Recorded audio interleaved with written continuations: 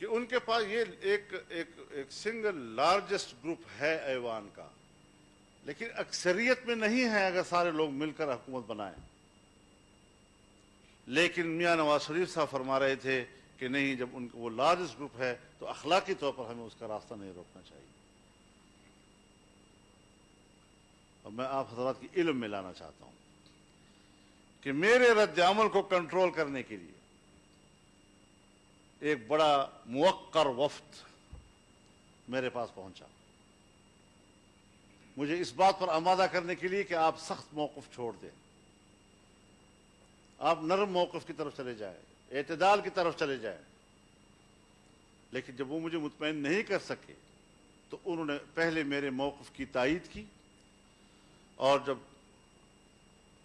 انہوں نے خود اس بات کا اظہار کیا کہ ہم نے یہ صوبہ اس لیے ان کے حوالے کیا ہے، یہ نہیں کہ قوم نے منتخب کیا ہے، ہم نے یہ صوبہ اس لیے ان کے حوالے کیا ہے کہ پشتون بیلٹ میں مذہب کی جڑیں گہری ہیں، اور مذہب کی ان گہری جڑوں کو اکھاڑنے کے لیے اس سے بہتر مناسب آدمی ہمارے پاس اور نہیں تھا۔ اور ہم نے این جی اوز کے ذریعے سے 15 سال محنت کی ہے ایسی فضا بنانے کے لیے۔ آپ بتائیں جی ہم کہاں کھڑے ہیں جی؟ پاکستان میں، پاکستان کے لوگ مسلمان ہیں، یہاں ایک بڑا مضبوط قسم کا مذہبی فکر کا طبقہ موجود ہے، وہ بھی پاکستانی ہیں، ان کی بھی احساسات ہیں۔ اگر ہم ان کے کاز کی بات کرتے ہیں تو جلدی سے کہہ دیا جاتا ہے مولوی صاحب پھر مذہبی کارڈ استعمال کر رہا ہے۔ اگر ایک قوم پرست اپنی قومیت کا کارڈ استعمال کر سکتا ہے تو میں بھی پھر مذہب کا کارڈ استعمال کر سکتا ہوں، یہ میرا حق بنتا ہے، مجھے کوئی شرمندگی نہیں اس کے اوپر۔ میں پاکستانی ہوں، آئین میں جس چیز کو تحفظ حاصل ہے، اور جب اس کو خطرہ ہوگا تو اگر جمہوریت کو خطرہ ہے اور میں فرنٹ لائن پہ لڑتا ہوں تو پھر اگر اسلام کو خطرہ ہوگا تو فرنٹ لائن پہ لڑیں گے۔ اس پر کسی کو آر نہ دلایا جائے۔ تو اس حوالے سے صورتحال یہ ہے، ہم نے آپ کے ساتھ مل کر متفقہ موقف لیا ہے کہ ہمیں شریعت چاہیے لیکن بندوق کے زور سے نہیں۔ آپ کے ساتھ کھڑے ہیں، آئین کے ساتھ کھڑے ہیں، پارلیمنٹ کے ساتھ کھڑے ہیں، لیکن مجھے بتایا جائے کہ آج جو اس پارلیمنٹ میں قانون سازی ہو رہی ہے یہ بندوق کے زور سے نہیں ہو رہی۔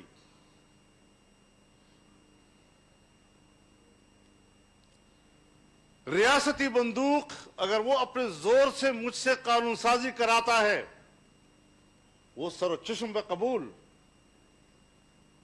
لیکن اگر قوم کا کوئی فرد چاہتا ہے تو ہم اس کو غدار اور دشمن اور فلاں فلاں کہیں، ہم آپ کے ساتھ ہیں اس معاملے میں۔ ہمارا نظریہ یہی ہے کہ ہم جمہوری راستے سے محنت کریں، لیکن جمہوری راستوں سے سن 73 سے لے کر آج تک کیا ملا ہے قوم کو؟ ابھی تک شکوے تو موجود ہیں،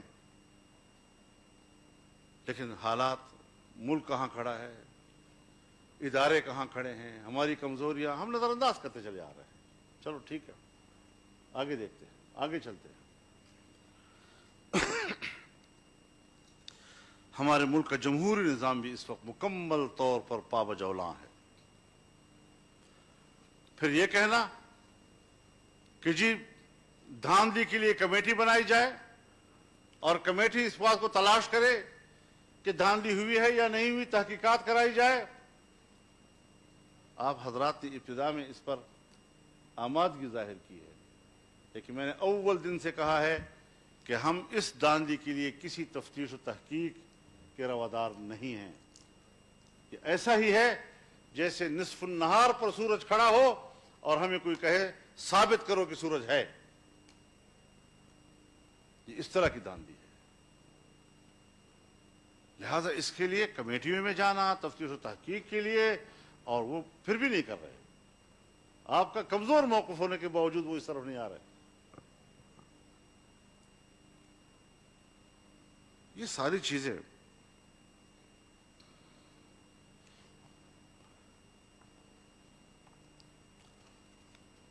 جو آپ نے اپنے وسیع الظرفی کا مظاہرہ کر کے کہا کہ لارجسٹ گروپ ہے اور حکومت بنائے، آج پنجاب میں مسلم لیگ نون لارجسٹ گروپ ہے، کیا یہ فراخ دلی وہاں سے آپ کے پاس آئی؟ کیا انہوں نے آپ کو وہاں حکومت بنانے کا موقع دیا؟ جس طرح پیپلز پارٹی نے سندھ میں کہ ہم تو وہاں حکومت بنا رہے ہیں تو ہمیں حلف سے مت روکیں، تو مسلم لیگ نے بھی یہی کہا تھا کہ ہمیں حلف سے مت روکیں، ہم پنجاب میں حکومت بنا رہے ہیں۔ تو کیا جواب ملا آپ کو وہاں پر؟ یہ باتیں میں صرف اس لیے عرض کر رہا ہوں، شاید جذبات کو ٹھیس بھی پہنچے ان چیزوں سے کہ فضل الرحمان کیا پرانی باتیں دوبارہ کر رہا ہے، لیکن صرف یاد دلانے کے لیے کہ ہم بہت کچھ کھو چکے ہیں۔ آج اگر ہم نے فیصلے کرنے ہیں تو پھر بھرپور فیصلے کرنے ہیں۔ اگر آپ نے کوئی ڈھیلے ڈالے فیصلے کیے، روایتی قسم کے فیصلے کیے، ابھی مارچ آ رہا ہے، اگر مارچ میں سینٹ کا الیکشن ہو جاتا ہے تو پارلیمنٹ کا ایک حصہ ان جعلی لوگوں کے ہاتھ میں آ جائے گا۔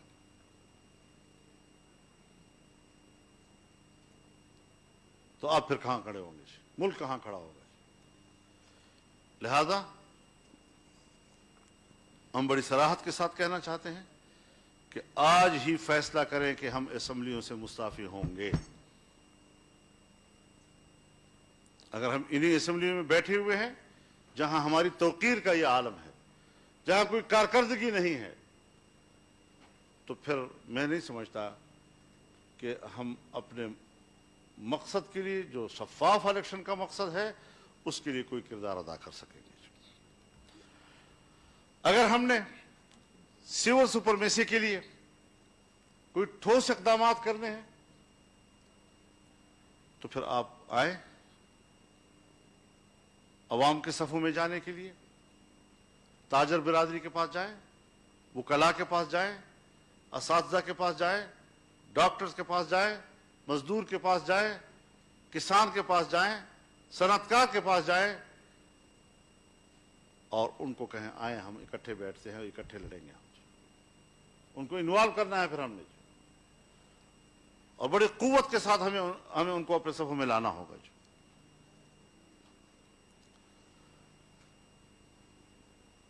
نیب کے بارے میں کافی باتیں ہو چکی ہیں، میں میاں نواز شریف صاحب کے خیالات سے بالکل متفق ہوں، لیکن میں ایک بات یاد دلانا چاہتا ہوں کہ جب 18ویں ترمیم کے لیے کمیٹی بنی تھی اور آئینی اصلاحات کی کمیٹی کہلائی تھی، تو اس میں ہم نے یہ عرض کیا تھا کہ یہ جنرل مشرف کی ایک ڈکٹیٹر کی بنایا ہوا ادارہ ہے، اس نے ہمیشہ سیاستدانوں کے خلاف اور جمہوریت کے خلاف استعمال ہونا ہے، اس کو omit کر دیں۔ جہاں بہت سی چیزیں آپ حذف کر رہے ہیں، جہاں پوری 7ویں ترمیم ہم نے حذف کر دی، حذف کرنے کے بعد پھر دوبارہ اس کو بحال کرنا، ہم نے اپنی درخواست کی تھی آپ حضرات سے، لیکن خدا جانے کیوں اس کو برقرار رکھا گیا، کس مصلحت کے تحت برقرار رکھا گیا، ہمیں آج بھی پتہ نہیں چلا، اور آج ہم بھگت رہے ہیں اس چیز کو کہ کس طریقے سے ہمارے اس ملک میں اس کا کردار ہے سیاستدانوں کے خلاف۔ یک طرفہ زیادہ تفصیل سے بات کرنے کی ضرورت نہیں ہے، اس لیے کہ اس پر بات ہو چکی ہے۔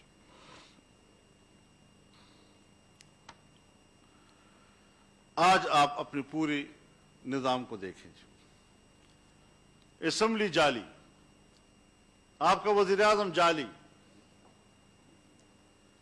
سینٹ چیئرمین کے خلاف جو عدم اعتماد ہوا اور وہاں جو کچھ ہوا، میری زبان میں آج چیئرمین سینٹ جعلی، پرسوں ترسوں جو قومی مشترکہ اجلاس میں اقلیت کو اکثریت کہا گیا، شاید وہاں کے ملازمین کو بھی گنا ہوگا انہوں نے اس میں، اور شور شرابہ کے باوجود اس پر بھی ہمیں طے کرنا چاہیے کہ یہ جو گنتی ہوئی ہے یہ غلط ہے، اور پارلیمنٹ کی اکثریت کو اقلیت بنا دیا اور اقلیت کو اکثریت بنا کر پیش کر دیا اور کہا کہ بل پاس ہو گیا۔ تو اب تو قومی اسمبلی کا اسپیکر بھی مجھے جعلی لگتا ہے۔ اب جب پورا پارلیمنٹ بھی جعلی ہو جائے، اس کا حکمران بھی جعلی ہو جائے، پھر کس لیے بیٹھے ہوئے ہیں ہم وہاں پر؟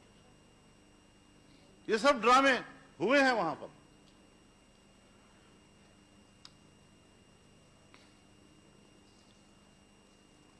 اور آج جو FATF کے ذریعے سے قانون سازی ہو رہی ہے، یہ یہاں اب رکے گی نہیں. آپ کی ایٹمی صلاحیت کے خلاف بھی قرارداد آئے گی اور دباؤ آئے گا اس جناب کے اوپر. اب آپ پھنس چکے ہیں، اب اس سے نکلنے کے لیے مضبوط فیصلے کرنے ہوں گے.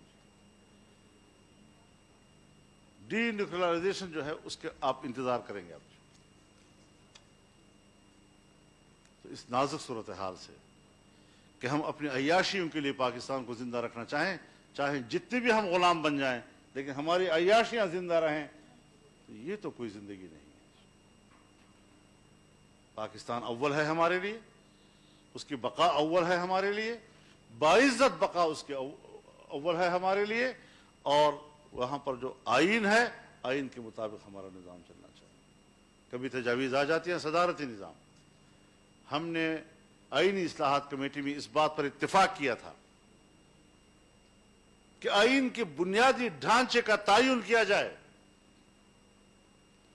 اور ہم نے 4 پلرز اس کے بتائے تھے اور اس پر اتفاق ہوا تھا: اسلام، جمہوریت، وفاقی طرز حکومت، پارلیمانی نظام. اگر ایک ستون بھی گرتا ہے، آئین گر جاتا ہے، اور آپ کو ایک آئین ساز اسمبلی دے کر نیا آئین دینا ہوگا. آپ مجھے بتائیں کہ پاکستان اس کا متحمل ہے کہ ہم اثر نو نئے آئین پہ بات کریں؟ 70 سالوں میں جو چیزیں طے شدہ ہیں وہ دوبارہ ری اوپن ہو جائیں، کیا ہم متحمل ہے اس کے؟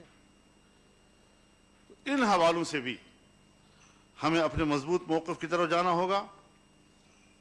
اور حالت تو ہماری یہ ہے کہ ہم ملینز اجتماعات کرتے ہیں، لیکن میڈیا کو اتنا کمزور کر دیا گیا ہے، اتنا مقید کر دیا گیا ہے کہ وہ ہمارے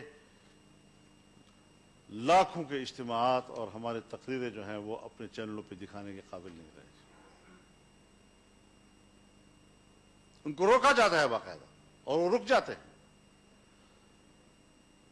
ہمیں میڈیا سے شکوہ اپنی جگہ پر، لیکن ہمیں میڈیا کی مظلومیت کو بھی سامنے رکھنا چاہیے، اور ان کی آزادی کے لیے بھی ہمیں ایک مضبوط موقف لینا چاہیے.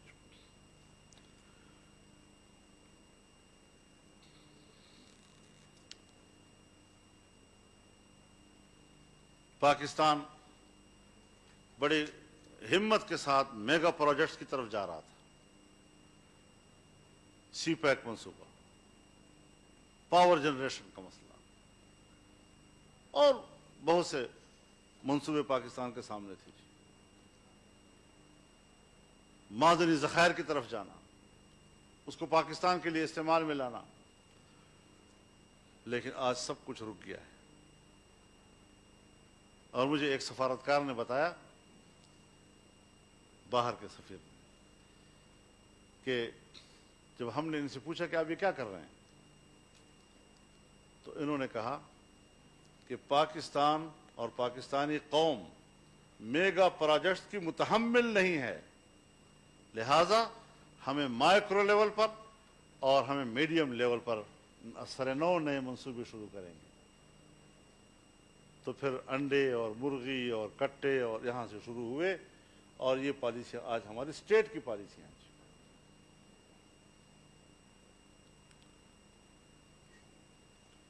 یہ ایسا موضوع ہے جی کہ اس پر آپ مجھ سے زیادہ بہتر جانتے ہیں. ہمیں یہ چیزیں دیکھنی ہوں گی کہ اگر آج کی ایک غیر آئینی حکومت دنیا کے کسی بھی ملک کے ساتھ یا بین الاقوامی کسی ادارے کے ساتھ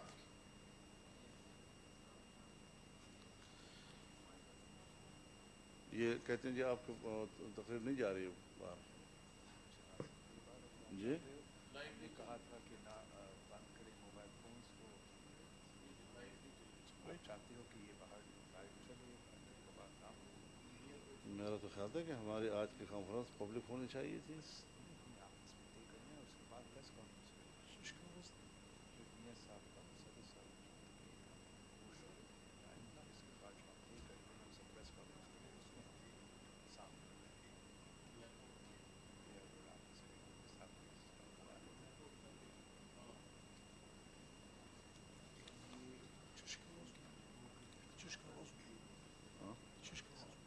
إذا تاسو خبر لایو نه بار نه ځي مخکې لاړل تاسو باندې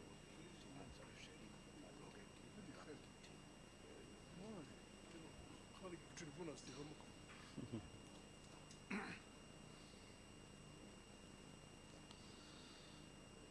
تو اب ایسی صورتحال میں میرے خیال میں حکومت تو ہماری آواز کو پبلک میں لے جانے سے روکتی ہے، لیکن آج اے پی سی نے بھی ہماری تقریر کو باہر جانے سے روک دیا ہے۔ تو ہم پیپلز پارٹی سے اور ان کے منتظمین سے اس پر اپنا احتجاج نوٹ کراتے ہیں جی، نامناسب بات ہے جی۔ موبائل کر رہا ہے، نہیں موبائل کرے بھی صحیح، لیکن سر ابھی میرے آنے سے پہلے ابھی جب اس لیے میں ان دونوں کو بلا رہا ہوں، میں ابھی آیا اور کہا کہ ہم فونز کو بھی بند کریں گے اور ان دونوں کو بھی بند کریں اور ہم نے سنا گے، کہ اور جو بعد میں پریس اور آپ کا ریکویسٹ پہ آپ کا مسٹر جماعت جو آپ کا ایم ایم اے میں ساتھ ہے ان کے ریکویسٹ پہ یہ ان کیمرہ ہے اور اس کے بعد پریس ان کانفرنس کیمرہ تو نہیں تھا نا، اس سے پہلے تو ہمیں جا کہا گیا تھا کہ آپ لوگوں نے ریکویسٹ کی ہے کہ یہ نہیں، ہم نے کوئی ریکویسٹ ٹھیک ہے نہیں۔ بيبي. چلو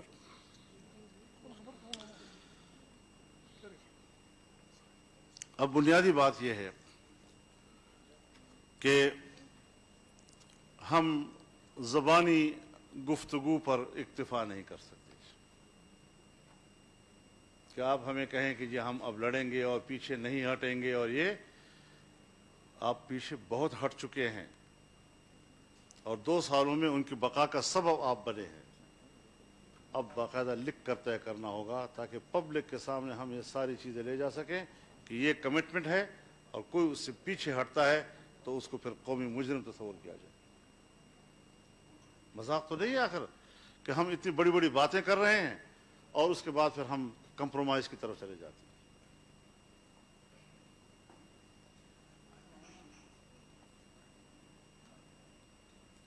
ٹی وی پہ نہیں چل رہا ہے، سوشل میڈیا پہ آپ لائیو ہمارا تو لائیو اگر آپ چاہتے ہو کہ ٹھیک ہے، یہ ٹھیک ہے، ہمارا ٹھیک ہے۔ کیمراز آپ کو سوشل میڈیا پہ لائیو کریں، صحیح ہے۔ لیکن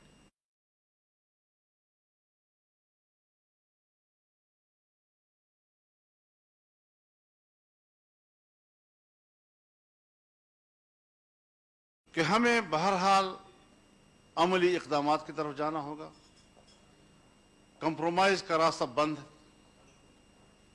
آپ ہماری تحریک کو ایک سیاسی مہمیز تو لگا دیتے ہیں، لیکن جب ہم آگے بڑھتے ہیں تو پھر اس کے بعد ہمارے مصلحتیں سامنے آ جاتی ہیں، اور یہ رویے جو ہیں اگر اپوزیشن کی جماعتوں کی طرف سے بھی برقرار رہتی ہیں تو میں نہیں سمجھتا کہ ہم ایک دوسرے پر اعتماد کر کے کوئی تحریک چلا سکیں گے۔ اعتماد کے لیے بھی ہمیں مؤثر باتیں کرنی ہوں گی، ہمیں ایک تجدید عہد کرنا ہوگا، ہمیں حلف اٹھا کر یہاں سے نکلنا ہوگا، ہمیں ایک تحریری میثاق یہاں لکھنی ہوگی۔ اگر ہم چاہتے ہیں ہمارا ایک باقاعدہ تنظیمی ڈھانچہ ہونا چاہیے، ہمارے اس اپوزیشن کا باقاعدہ ایک نام ہونا چاہیے، ہمیں ہر طرح کے سرکاری تقریبات کا بائیکاٹ کر لینا چاہیے، چاہے کتنے بھی بڑے ملک کا سپر پاور کا مہمان یہاں آئے۔ ہماری روایات یہ ہیں کہ ہم ان تقریبات میں چلے جاتے ہیں، لیکن ہمیں ان کو میسج دینا ہوگا کہ ہم اس کو نمائندہ حکومت ہی نہیں سمجھتے جو آپ کی میزبانی کر رہی ہے، لہذا ہم یہ آپ کو میسج دینا چاہتے ہیں کہ ہم آپ کی اس تقریب میں شریک نہیں ہو رہے ہیں۔ پارلیمنٹ میں قانون سازی کے عمل سے مکمل لا تعلق ہونے کا اعلان کرنا ہوگا۔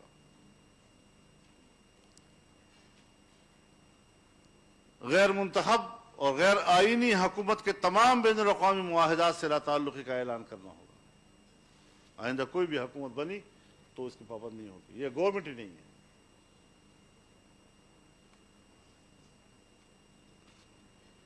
قانون بنائے جاتے ہیں، منی لانڈرنگ کے حوالے سے بنائے جاتے ہیں۔ کیا آپ کو پتہ نہیں ہے سب حضرات کو کہ کالا دھن ہو یا غیر قانونی ترسیلات زر، خفیہ اداروں کا اصل بجٹ ہی وہی ہوا تھا۔ تو پھر جب ہم کہتے ہیں کہ پیسہ دہشت گردوں کے پاس جاتا ہے تو میرے خیال میں اس پیسے کا بھی راستہ بند ہونا چاہیے جو ریاستی دہشت گردی کے خلاف جاتا ہے۔ کہ حق میں چلا جاتا ہے جی. تو یہ ساری چیزیں ہمارے مد نظر ہونی چاہیے. اگر آپ ایک مضبوط فیصلہ کرنے، اسمبلی سے استعفے دینے، سندھ کی صوبائی اسمبلی کو تحلیل کرنے اور ایک بھرپور سیاسی تحریک جس میں کہ پارلیمنٹ کے اندر کے قانون سازی کے عمل سے لا تعلق ہونے کا فیصلہ کر لیتے ہیں تو میرے خیال میں، ورنہ ہم تو آپ کے پیچھے کھنچتے کھنچتے ابھی تک آئے ہیں، آپ کے پیچھے کھنچتے کھنچتے آئے ہیں.